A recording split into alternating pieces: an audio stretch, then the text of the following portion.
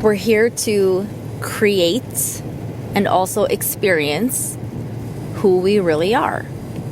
So that means we get to decide what that looks like. And it means we get to set the boundaries around that.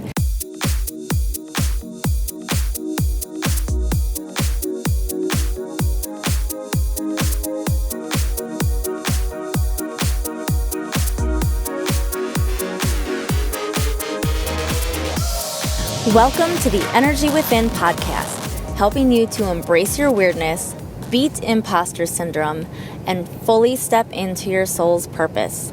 My name is Carrie Jokala. I am your host. I am a Reiki master teacher, a fitness instructor, a wife, a mom to 2 little boys, and this is episode 173. And how many times, I know, have we talked about boundaries on this show, but it's time for an update. So here's a little bit of a personal story. And that phrasing made no sense because it is completely a personal story. I think I just mean that it's a short story about how boundaries look different for everybody. So only you can decide and only you know what kind of boundaries you need, what that means when it comes to what they look like, and also when and how you're going to enforce them. I think it can be okay to allow a boundary to be pushed or broken, for lack of a nicer word, if you have given it careful thought and consideration and it feels aligned, versus not being strong enough in your boundaries and you're just constantly letting people step over them even though you've tried to put them in place. So, quick note, we're going to dig much deeper into this entire topic in my upcoming Boundaries Intensive, which I teased a little bit about last week. I still have not solidified a date, but it's going to be in February, so keep your eyes open for that.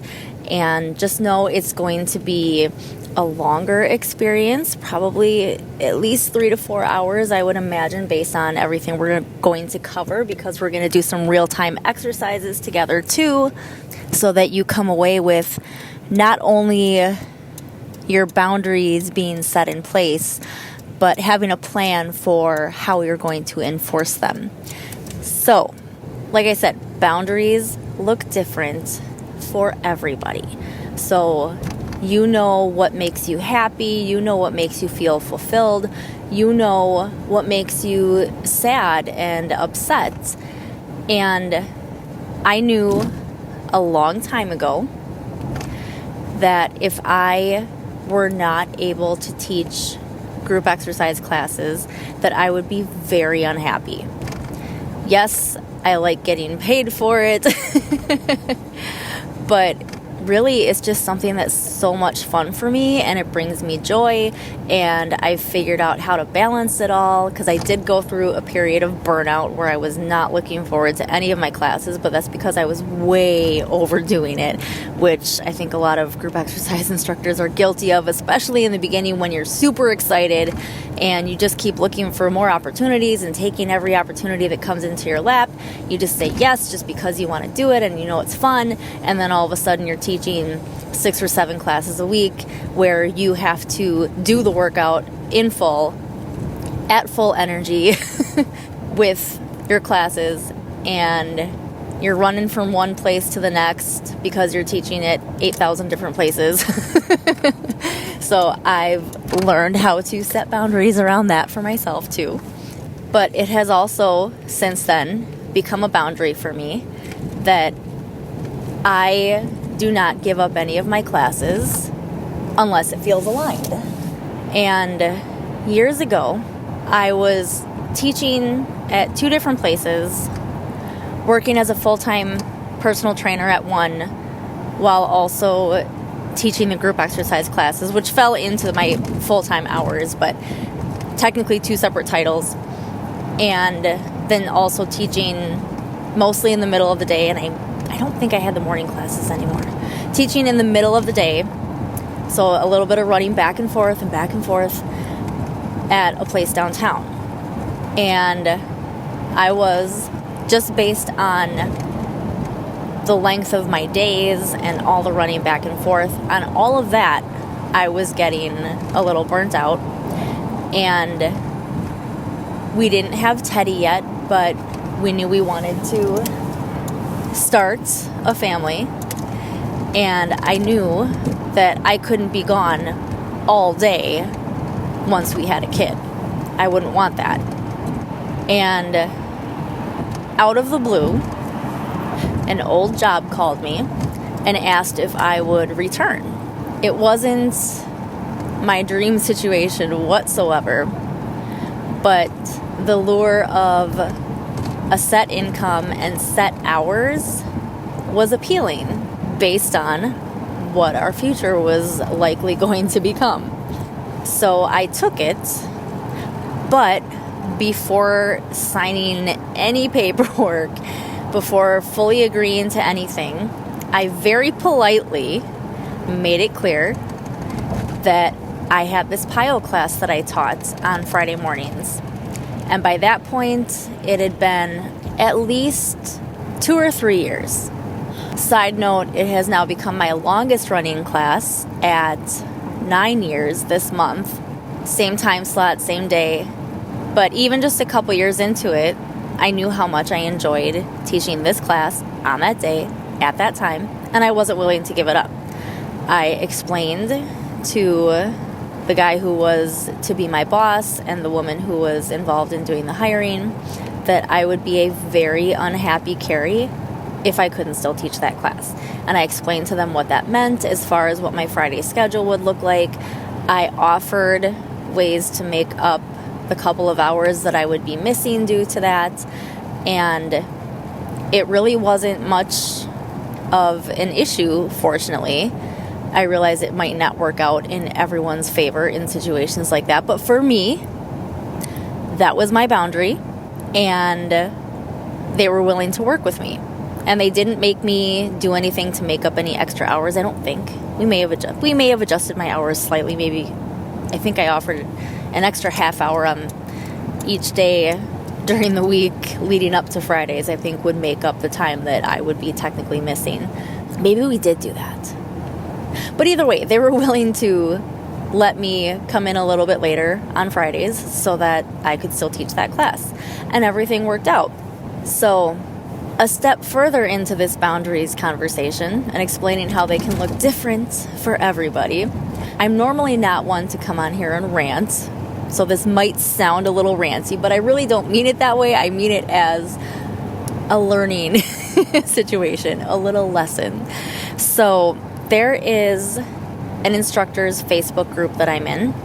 It's huge. It covers the entire U.S., multiple formats, and sometimes there's fun conversations in there. I know I shared a couple of reels that I had made that were fitness related in there, and it got a lot of likes and a lot of positive feedback. But there have been many other conversations in there that have not only gotten off topic as far as fitness and teaching classes goes, but they have just gotten awful, really rude, people being so mean to each other. There's a lot of negative energy hanging out in that group, so I don't go in there very often. But in my feed, the algorithm happened to push a particular post that popped up, and I don't remember all of the details, but it was a woman basically who was being looked at for a promotion, and if she were to take it, it would mean she'd have to give up teaching a class that she really enjoys teaching. And she was having a hard time and didn't ask for anyone to tell her what to do, but just said, anyone who's been in a similar situation, what did you do? So, while promotion, new job, not exactly the same thing, similar enough. So I summed up my story to a couple of sentences, how I politely made it clear that I really loved teaching that class and how important it was to me and how much it meant for me to keep that class, how unhappy it would make me just in my life if I weren't able to teach this class, and offered ways to make up the hours that I would be missing. So I wasn't just making demands, I was also trying my best to make it all work and make it still benefit everybody and everything still be fine in the end, and left it at that. So I didn't put it exactly the way I just described it here, but it was just a summed up couple of sentences, putting that information in there. And last I checked, there were almost 50, maybe close to 60 comments, I think. And for some reason, out of all of those comments, which, by the way, there were a couple people who shared similar stories to what I had posted, either someone who that exact situation had happened to, or someone suggesting, saying that, making that boundary, or just asking, offering, finding out what that might look like, if there was a way to work around it. And this person picked out my comment to essentially tell me I'm not a real adult or responsible. And I would like to read you that exact quote. So she tags me and says, "Teaching classes cannot pay the bills. You make the responsible decision. That's what you do as adults." Actually, it was adult duh, because I think she hit the wrong letter. "And find other avenues for stress relief." So my internal response was F you. Sorry, but that's the truth. And I simply said back to her, that wasn't my point at all, because it wasn't. I didn't tell her what to do. I didn't tell her what the responsible choice would be. And there's the boundary right there. And I pointed out, I said it was a very responsible choice for my own mental health and happiness. The post asked for examples of what people did in similar situations, and that is exactly what I did. Last I checked, because I was very curious to see, she hasn't responded. And I haven't seen her comment to anybody else. So the point here, in her mind, the responsible decision would be to give up the class. Not bring it up, not try to see if there was any leeway, just give it up. And that's fine. What I think the part I'm assuming here, obviously, but I think the part she's not understanding is that that's her boundary, and that that's okay. That is totally okay. If her decision that she would be comfortable with, that would feel aligned, would be to just give up the class and not worry about it. But for me, and others like me, who know intuitively that it would affect the rest of our life, in the sense of it would affect our happiness, it would affect our mental health in a way, because we would be not happy, that it wouldn't be okay, it wouldn't feel good. And I know we need to pay the bills, obviously. I'm not recommending to anyone to be irresponsible, but especially when it comes to just a random job that's not my sole purpose, even by then, I had reached a point where I'm not willing to compromise my entire life just to make a job work. I know it's a cliche, but where there's a will, there's a way. If you want to make something work, you can. And I've learned with other things in my life that sometimes things reach a point where it's not about the money. You reach a point where your sanity, your happiness become more important. Because that's not what we're here for, is to be in any sort of grind, working to build other people's dreams, if that's not our sole purpose, if it doesn't feel like it's what we're meant to do. We're here to create and also experience who we really are. So that means we get to decide what that looks like. And it means we get to set the boundaries around that. And it's going to look different for everybody. And with the usual caveat that as long as it's not hurting anybody, and it doesn't turn into you being angry or mean or resentful towards other people as you enforce the boundary, which again, we'll talk more about in the Boundaries Intensive, then there's no wrong boundary really for you to set. So yeah, I admit you can probably hear it in my voice. it stung and still slightly stings for a little bit to see this person try to tell me I wasn't being a responsible adult. But you can hear me laugh. You have to laugh it off when you know that that's not true. I know that that's not true.